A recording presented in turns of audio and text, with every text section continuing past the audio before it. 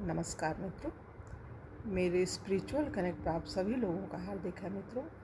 आज बहुत समय के अंतराल पे लगभग 1 महीने होने जा रहा है, तो उसके बाद एक छोटा सा वीडियो बना रहे मित्रों, क्योंकि तबीयत ख़राब थी हमारी और हम बना नहीं पाए। और इसी बीच मेरी बेटी का शादी भी थी 24 अप्रैल को।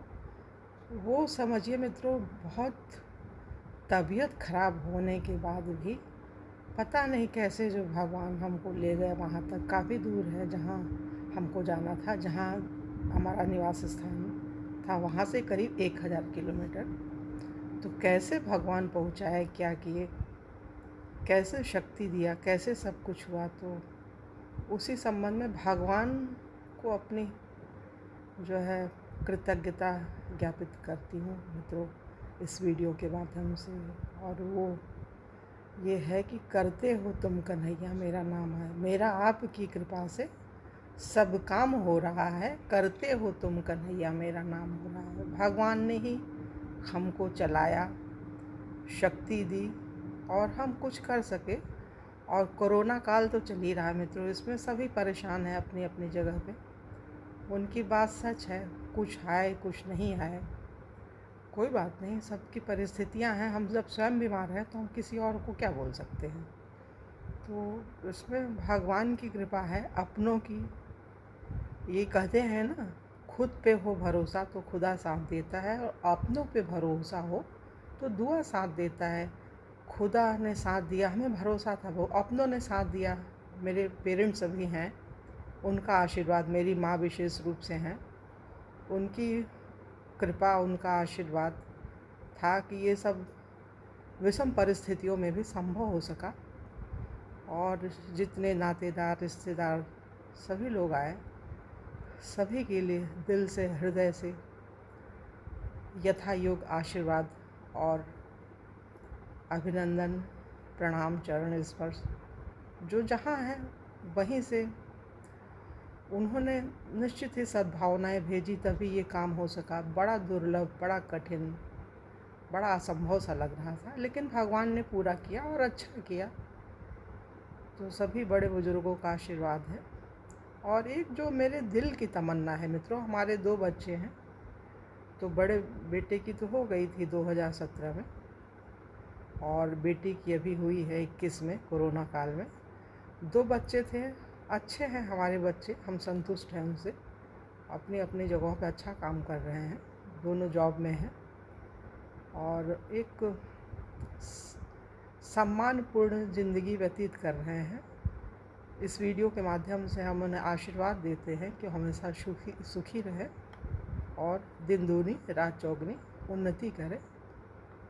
और एक और अनुरोध है बच्चों से जो न्यूली मैरिड है, जो जिनकी शादी हुई है और जिनकी होने वाली है, तो उनको ये कहना चाहते हैं हम कि 2 पक्ष होता है, तो दोनों पक्षों को कुछ 19-20 मिलता है रिश्ता। तो उसमें न तो बहुत आत्मगौरव होना चाहिए, ना आत्मग्लानि होनी चाहिए। एक सामंजस्य और संतुलन की स्थिति में होना चाहिए व्यक्ति को।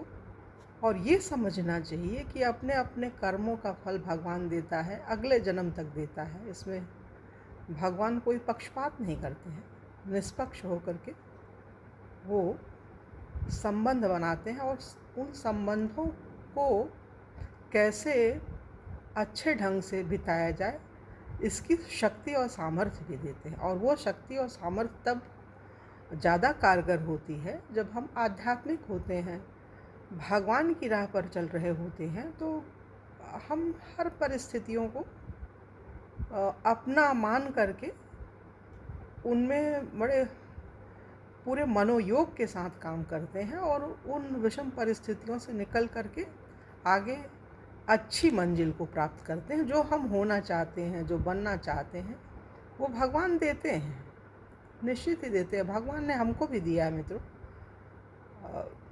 जो शादी भी ठीक हुई हमारी, हमें कोई भगवान से कभी कोई शिकायत ही नहीं। दुनिया के हम सबसे सुखी इंसान, हम बोलते भी, हम व्यक्तिगत रूप से दुनिया के सबसे सुखी इंसान अपने को मानते हैं, क्योंकि जब हम एक नन्हा सा जीव भगवान ने हमको बनाया, पूरी रचना उनकी है, जब हमको लगता है कि हम गलत नहीं करते हैं तो भगवान गलत कर ही नहीं सकते हैं। तो भगवान की तो कहीं कोई वो है ही नहीं है, तो अपने कर्मों का फल है, वो अपने आप ऑटोमेटिक मिलता रहता है, उनका विधान है, उनकी रचना। तो भगवान को हम कैसे दोष दे सकते हैं? किसी को नहीं देना चाहिए। और ये मित्रों जो हम बोल रहे हैं ना, सिर्फ वाणी का विषय नहीं है, ये अंतरात्मा की रोम रोम का है। ये मेरे हम मतलब रोम रोम से अनुभव कर रहे हैं और वही बोल रहे हैं। बोला भी गया है ना, आप प्रतिलिपि तो उसी की बना सकते हो जो होते हो। सिखा वो सब सकते हो जो आप जानते हो, लेकिन प्रतिलिपि आप उसी की बना सकते हो जो वस्तुतः आप होते हो। मतलब जैसे अंदर बाहर एक हो आप, तो वही आप दूसरे, वो है हमारे अंदर, वो भगवान ने दिया है। क्योंकि जब से आस्था और संस्कार चैनल आया है, सत्संग शुरू हुआ है, हम उसको सुन रहे हैं। मतलब सत्संग जो है हमें प्राणों से भी अधिक प्रिय है। तो ये, और सत्संग और कुछ नहीं, सत्य का संग ही सत्संग। और सत्य में यदि आपकी आस्था है तो आप सफल होंगे, जीवन आपका सुखद होगा, आपके चेहरे पे एक अद्भुत कांति होगी, आप संतुष्ट इंसान होंगे। और संतोष से बड़ा मित्रों कोई सुख होता नहीं है। ये संतोष भगवान की कृपा के बिना मिलता नहीं है। और कृपा तब होगी, कुछ चीज़ें प्रयास से भी मिलती हैं, लेकिन ये भक्ति तो भगवान की कृपा से मिलती है।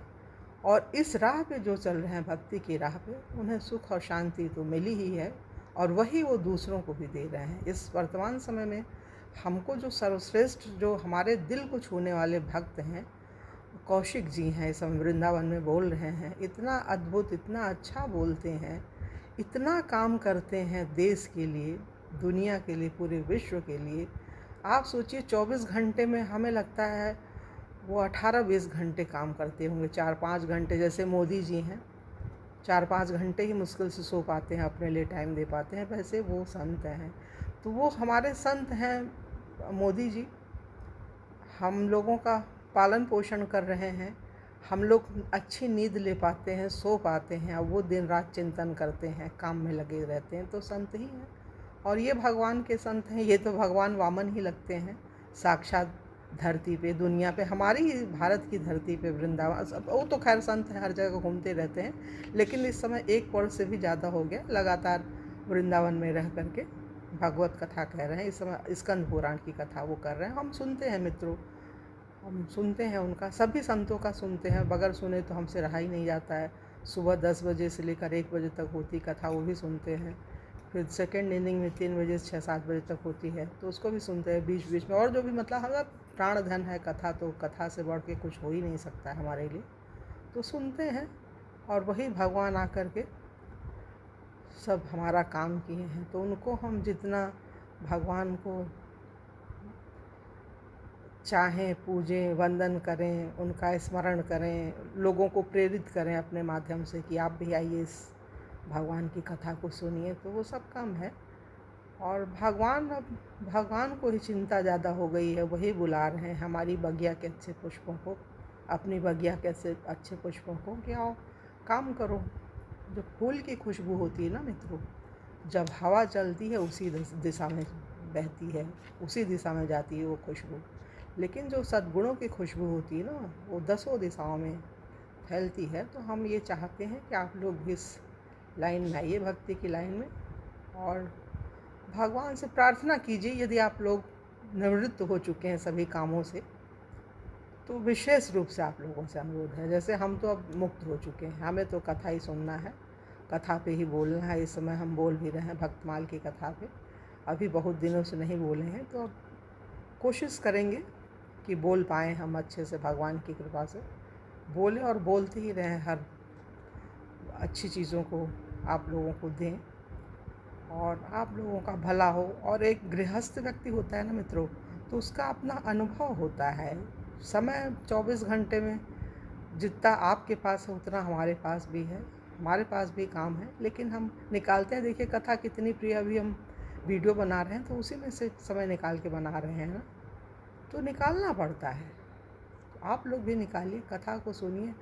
और बिनु सत्संग विवेक न होई, हर कृपा बिनु सुलभ न सोई। मतलब अगर भगवान की कृपा के सत्संग, और उसके बगैर विवेक मिलेगा नहीं, बिना कथा के विवेक नहीं, और बिना विवेक के शांति और संतोष नहीं मिल सकता। बिना शांति संतोष के तो जीवन ठीक है, चल रहा है, सबका चल रहा है, हमारा आपका भी चल रहा है, चलेगा, लेकिन उस ढंग से नहीं चलेगा जिस ढंग से भगवान चाहते हैं। भगवान सबको सुख शांति देना चाहते हैं। भगवान कभी किसी को दुखी नहीं देख सकते हैं। भगवान बोलते भी हैं, हमारे दोनों बच्चे हैं, अच्छे और ख़राब, एक पेट है तो दूसरा पीठ है, एक मुंह है तो दूसरा पीछे का जो हिस्सा होता है वो है। तो कोई हमारे गंदे बच्चों को कुछ बोलता है तो हमें बहुत दुख होता है, जैसे कि हमको फोड़ा हो गया हो और उस पर कोई सुई चुभ हो रहा हो, तो ऐसा भगवान बोलते हैं। सही भी बात है, भगवान करें क्या।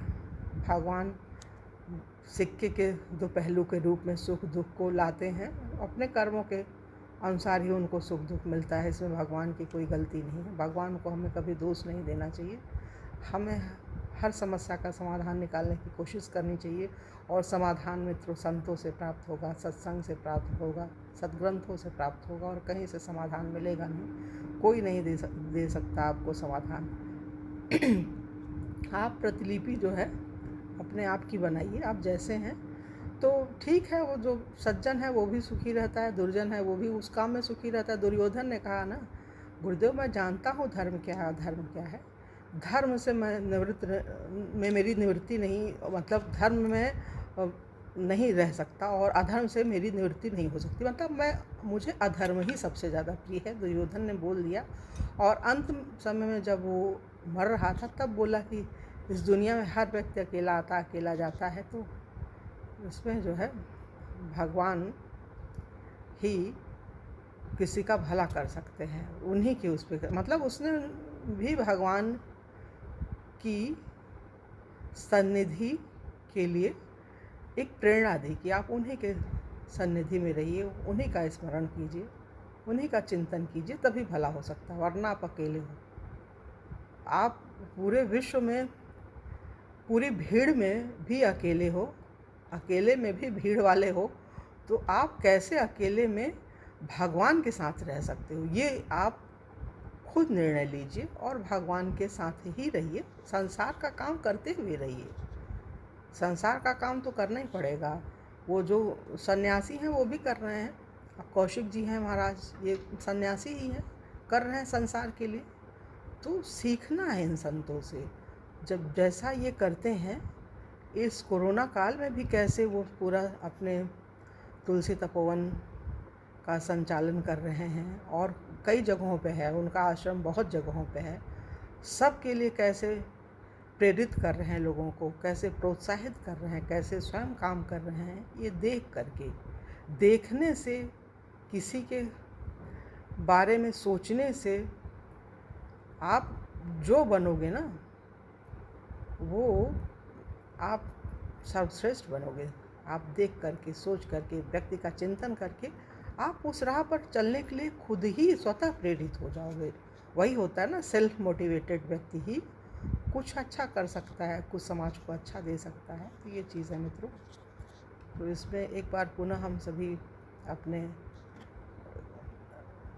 लोगों का दिल से शुक्रिया अदा करते हैं, और भगवान के लिए तो रोम रोम से, भगवान को तो हम क्या बोलें, भगवान ही हैं, अंतर्यामी हैं, जानते हैं हम, उनके लिए हम क्या कह सकते हैं। बस यही कह सकते हैं, प्रभु आपकी ही कृपा से हम हैं और हम कुछ कर रहे हैं, कुछ कर सके हैं, कुछ करने के योग्य हैं। बस आशीर्वाद दीजिए प्रभु, और हम कुछ अच्छा दे सकें, समाज को अच्छा कर सकें। हमारे चिंतन में, मनन में हमेशा आप ही होते हैं, आप होते हैं तभी हम कुछ कर पाते हैं, तभी हम कुछ बोल पाते हैं, तभी कथा सुन पाते हैं। आप ही बैठ के इस शरीर में सुनते हो, सुनाते हो, जो भी करते हो प्रभु, जो भी हम बोल रहे हैं आप ही की कृपा से। तो हम क्या बोलें आपके लिए, तो बस आपके चरणों में वंदन, प्रणाम और आशीर्वाद की भावना लेते हुए अपनी अब इस वीडियो को विराम देना चाहते हैं, क्योंकि मित्रों आवाज़ बहुत अच्छी नहीं है, बहुत अच्छे से नहीं बोल पा रहे हैं अभी हम। तो तो धीरे धीरे आवाज़ में तेज़ी आएगी। अभी आवाज़ बड़ी स्लो है हमारी, तो भगवान कृपा करेंगे, आवाज़ में तेज़ी आएगी, आवाज़ और सशक्त बनेगी और अच्छा बोल पाएंगे। तो मित्रों, तब तक के लिए अगले वीडियो में फिर आप लोगों से मिलेंगे। तब तक के लिए जय हिंद, जय भारत। ओम शांति, ओम शांति, ओम शांति।